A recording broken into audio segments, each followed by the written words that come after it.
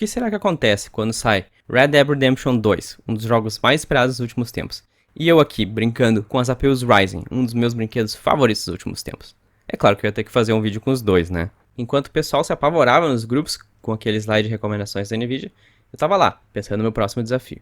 Uma RTX 2060 para Full HD parecia um pouco exagerado, afinal o PlayStation 4 roda o game Full HD com um chip derivado da HD 7850. É uma placa antiga, mas não é ruim. Certamente, ela é ainda bem mais poderosa que os gráficos integrados das APUs Ryzen. Então, me parece impossível chegar nos 30 FPS em Full HD. Mas se não tiver desafio, não tem graça. Então, vamos lá! E se alguém te dissesse que consegue rodar o Red Dead Redemption 2 em Full HD a 30 FPS nos gráficos integrados, você ia acreditar? Provavelmente não, já deu pra ver que a Adrenaline mal conseguiu isso em 720p, mas a gente tem uma carta na manga. Todos esses anos mexendo, fuçando e otimizando hardware com jogos, nos trouxe a combinação perfeita. Memória Smart e a placa-mãe BuiLStar TB350BTC. Por mais ridículo que pareça, a placa-mãe BTC ainda consegue mais estabilidade no overclock de memória do que a minha X570 GT8. Geralmente as placas que têm 4 slots de memória são piores para subir frequências altas de RAM, mas isso é assunto para outro vídeo. Voltando para as APUs, a gente testou quase todas, do 2200G baratão da China até as novas APUs que a Terabyte emprestou pra gente. E para dar um pouco mais de emoção, também testamos a famosa GT 1030. O resto da configuração é basicamente a mesma do vídeo do Zelda, com um SSD maior. O setup do 2200G fica na faixa dos R$1.000, enquanto as novas APUs são um pouco mais caras. Testamos o 2200G em estoque e com overclock, e as novas APUs só com overclock, porque sinceramente eu não ia ter saco para rodar todos os testes em estoque de novo.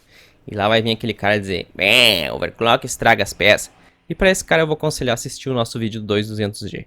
Lá eu explico um pouco mais sobre o processo de manufatura dos processadores, a qualidade do silício e as frequências usadas para segmentação de mercado. Mas para simplificar o assunto, se você tem um Ryzen 3600 ou qualquer outro processador Zen 2, saiba que a sua situação é pior do que o overclock usado nessas CPUs. A AMD lançou chips quase no limite do silício que mal conseguem atingir o boost da caixa. Parabéns AMD. Para os nossos testes, usamos o benchmark interno do jogo, que apesar de ser bem zoado, ainda dá para ter um parâmetro balanceado de performance de CPU e GPU. E quando eu digo que é zoado, é porque é mesmo. Olha aqui o nosso personagem sendo atropelado pela carroça.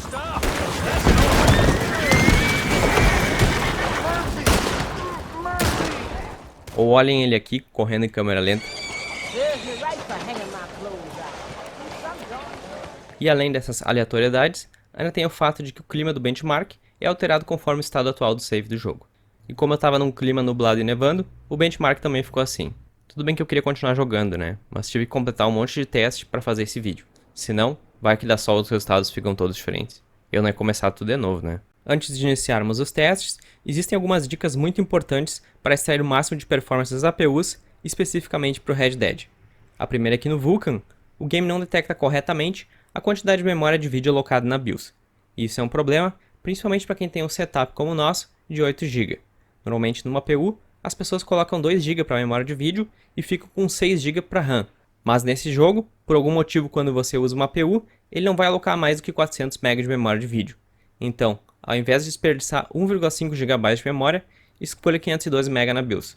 Com a VRAM e a RAM é compartilhada, o swap entre as memórias não tem penalidade de performance.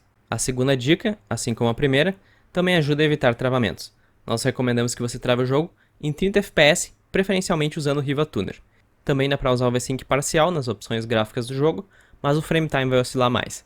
Lembrando que se você não está chegando nos 30 FPS, não adianta usar trava alguma, porque a ideia é deixar o limite próximo da performance normal que você tem no jogo. Lembramos também que você nunca deve montar um setup para jogos, principalmente uma APU Ryzen, com apenas um pente de memória. Você vai cortar a banda de memória pela metade fazendo isso. Então, a nossa jornada começa com a resolução mais baixa, em 720p, o famoso HDzão, na qualidade gráfica baixa. Aqui, o gráfico fica borrado e a qualidade é horrível. Dá uma olhada nessa caixa registradora, parece que ela é feita de papelão. Mas apesar do gráfico feio, a performance foi razoável até mesmo para o 2200G em estoque, que fez uma média de 32 frames por segundo. Com overclock, tivemos um salto muito grande de performance, principalmente nas quedas. Dá para notar que nessa configuração original, o frame time fica bem zoado, enquanto que com overclock, as coisas são mais fluidas. Já com a GT 1030, a performance consegue ser ainda um pouco pior que com o 2200G em estoque. Com o 13400G no overclock, a performance fica lisa, beirando os 45 frames por segundo de média. Mas esse gráfico é muito feio. Vamos logo para Full HD. Em 1080p, temos os gráficos bem menos borrados, mas a performance ficou bastante complicada. O 2200G em estoque teve uma performance horrível, fez uma média de 20 frames por segundo com as quedas em 11. Fazendo overclock na APU e nas memórias, a coisa melhora bastante, ficamos com 26,9 de média e 15 no 1% low. O 3200G não trouxe melhoras muito significantes, e como eu realmente queria bater o desafio dos 30 FPS, fizemos um overclock mais puxado no 13400G, colocando quase 1800 MHz na Vega 11. E aí sim, finalmente conseguimos os 30 FPS. Missão cumprida? Mais ou menos, porque o gráfico continua feio. Já a GT 1030, mais uma vez fica próxima do 2200G em estoque, ambos com uma performance bem ruim em Full HD. A partir daí, buscamos o melhor balanço entre qualidade gráfica e performance. 720p estava fora de questão porque é muito borrado e tudo no baixo não fica legal. Então, decidimos que as configurações gráficas precisariam estar pelo menos no médio, e para as coisas não ficarem tão embaçadas, usaríamos Full HD, mas com a escala de resolução em 75%, que não fica tão embaçada assim. Usando essas configurações e travando em 30 FPS, o jogo continuou com uma performance ruim no 2200G em estoque, mas o setup com overclock ele teve uma performance razoável, atingindo os 30 FPS na maior parte do tempo. Aconteceram algumas quedas sim, mas não chegou a dar nenhum travamento chato. Acho que seria algo semelhante com a performance dos consoles. A GT 1030 não teve VRAM suficiente para colocar as texturas no médio, então ela não entrou no comparativo. Já o 3200G, com o FPS travado em 30 no Riva, ficou com uma performance praticamente lisa. Inclusive, uma das runs foi quase perfeita. No 3400G, decidimos dar um pouco mais de margem, travando os 34 FPS, e o game acabou fazendo uma média de 32,8 FPS. Nada mal para um setup sem placa de vídeo dedicada. Também tentamos 66% de escala, mas a imagem ficou muito borrada. Olhem esse comparativo entre 66% e 75%. Dá pra ver que a imagem realmente fica mais embaçada. É claro que com zoom as duas vão ficar ruins, né? Mas jogando normal no monitor, dá pra ver bem isso. Em Full HD, a imagem realmente fica mais nítida, mas a única forma de ter uma performance quase aceitável assim é com um bom overclock no 3400G e no baixo, mas assim o jogo perde muito detalhe e achamos que não vale a pena.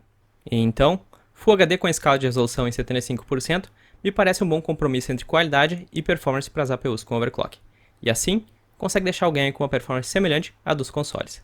Com mais algum ajuste nas opções gráficas, você provavelmente consegue um compromisso melhor ainda entre qualidade e performance. Se você não é uma pessoa muito exigente, você consegue sim jogar o Red Dead 2 nos gráficos integrados da sua APU Ryzen. Não vai ser uma experiência maravilhosa, mas também não deve ficar muito longe do Xbox One base, que roda o game em 864p. Se vocês curtiram o vídeo e querem ver mais vídeos assim, inscreva-se no canal, toquem o sino e cliquem naquele like. Se acharam uma bosta, mandem ver no dislike, xinguem nos comentários e vão reclamar no Twitter. Para quem quiser ajudar o canal e ganhar acesso a conteúdo exclusivo, grupo de WhatsApp e outras coisas maneiras, torne-se um membro e contribua com o nosso trabalho. Valeu pessoal, até a próxima!